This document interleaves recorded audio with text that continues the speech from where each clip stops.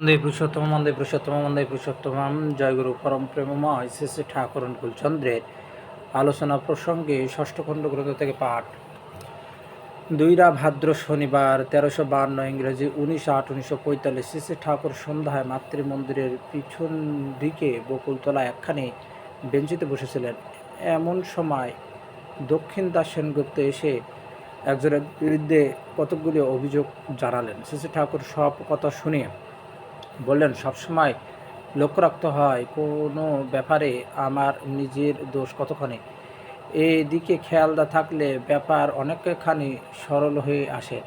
আমরা স্বাধীন চলনার অধিকারের বড়াই করি বটে, কিন্তু ওই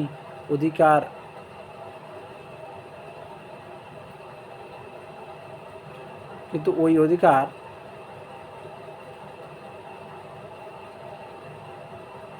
আছে বলে যদি এমন চলায় চলি যাতে পরিবেশের ডিভাইন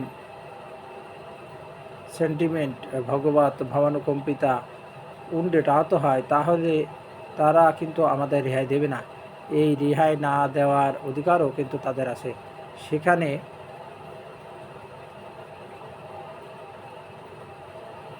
এ অনুযোগ করা খাটে না যে আমাকে অসম্মান করা হলো বা আমার অধিকারের উপর হস্তক্ষেপ করা হলো, কারণ আমি ওই ব্যবহার ইনভাইটেড আমন্ত্রণ করেছি। আমি যদি কোনো ভুল করি এবং পারিপার্শ্বিক যদি তার তীব্র প্রতিবাদ করে, তাহলে পারিপার্শ্বিকের প্রতি আমার বরং কৃতজ্ঞতা থাকা উচিত।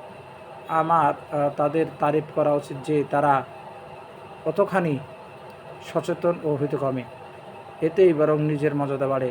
সৎ সংগতিতে ভাঙন ধরে এমন কিছু করা বা বলা ভালো না, এমনকি রহস্যচ্ছলেও না। সৎ উদ্দেশ্য প্রণোদিত হয়েও যদি কোনো সমালোচনা করেন, তাও এমনভাবে করা ভালো যেটা চালিয়ে গিয়ে ক্ষতির কারণ না হয়। আপনার ও আপনার আশপাশে যাতে ভালো হয়, তাই তো আপনি চান। আপনি যদি কারো কাছে আশ্রয় না পান, কেউ যদি আপনার কাছে আশ্রয় না পায়, সেই অবস্থাটা কি ভালো? তাহলে মানুষ বাঁচবে কী করে? যে দাঁড়ার উপর সবাই দাঁড়াবে, সেই দাঁড়াটা শক্ত করে তোলেন। কেউ যেন নিরাশ্রয় না হয়। আপনারা প্রবীণ প্রধান, আপনারা যা দেখাবেন তাই তো সবাই শিখবে।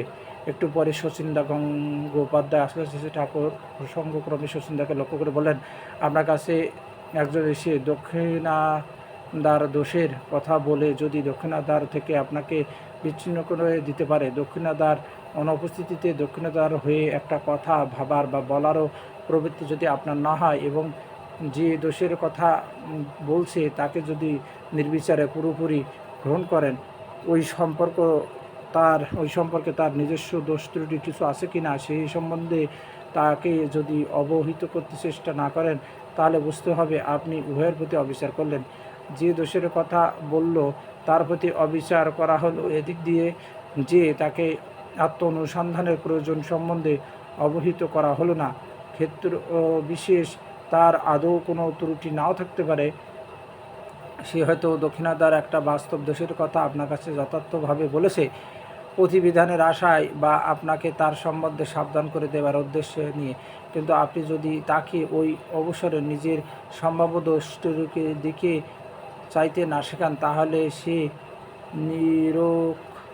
পরখের প্রয়োজন বোধ না করে অপরের সংশোধন বা উপকারের ওসিলায় ধীরে ধীরে দোষ দর্শন ও লোকনিন্দায় উৎসাহিত হয়ে উঠবে। আপনি যদি কারো সত্যি ভালো চান, তাহলে তাকে আত্মবিশ্লেষণ তৎপর করে তুলতে চেষ্টা করা উচিত, নইলে কিন্তু তার ভালো করা হবে না। সহানুভূতির সঙ্গে সঙ্গে নিয়ন্ত্রণী বলগা হাতে রেখে চলা চাই। এই তো গেল দিকের কথা। আর দক্ষিণাদাকে আপনার বর্জন করা হলো। দোষ দক্ষিণাদার বহু থাকতে পারে, আপনি হয়তো তা জানেনও, কিন্তু দোষ তো মানুষটা নয়, মানুষটা আলাদা, এবং আপনার দরকার মানুষটাই আপনার আপন। তাই ইষ্ট ও কৃষ্টিদ্রোহিতা ছাড়া একজনের অপার কোনো দোষের জন্য যদি আপনি তাকে ত্যাগ করেন, তাহলে কিন্তু তার প্রতি চরম অবিচার করা হলো। এটা শুধু অবিচার নয়, একরকম বিশ্বাসঘাতকতা। পরস্পরকে সয়ে বয়ে চলবো, এই তো বিধাতার বিধান। তা না হলে আপনি আমি দাঁড়াবো কোথায়? সচিন্তা ইষ্ট ও কৃষ্টিদ্রোহী যদি কেউ হয় তাহলে তাকে ত্যাগ করার দোষ নেই তো? শ্রী ঠাকুর, কেউ যদি ইষ্ট গ্রহণ করে, তার প্রতি বিশ্বাসঘাতকতা করে, তার পিছনেও আপনি লেগে থাকতে পারেন তাকে ফেরাবার জন্য, কিন্তু এত বড় অপরাধ সত্ত্বেও আপনি যদি তার সঙ্গে মাখামাখি সম্পর্ক বজায় রেখে চলেন তাহলে বুঝতে হবে আপনার ইষ্টের প্রতি কোনো সেন্টিমেন্ট ভাবনাকম্পিতা নেই, কিংবা সামান্য একটু যদি থাকেও তাও ওই সংসর্গে উবে যাবে। আত্মরক্ষার একটা দিক আছে, তাছাড়া সামাজিক শাসন বলেও একটা জিনিস আছে। লোকে যদি জানে যে ইষ্টকৃষ্টির এগেনস্টে বিরুদ্ধে গেলে সমাজে পাত্তা পাওয়া যাবে না, সবাই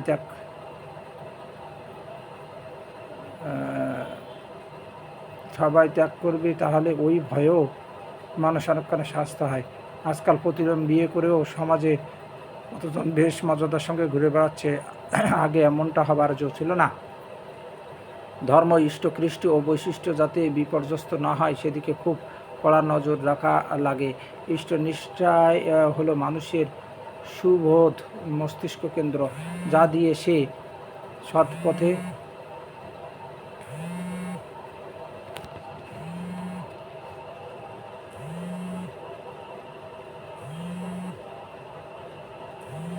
চালিত হয়।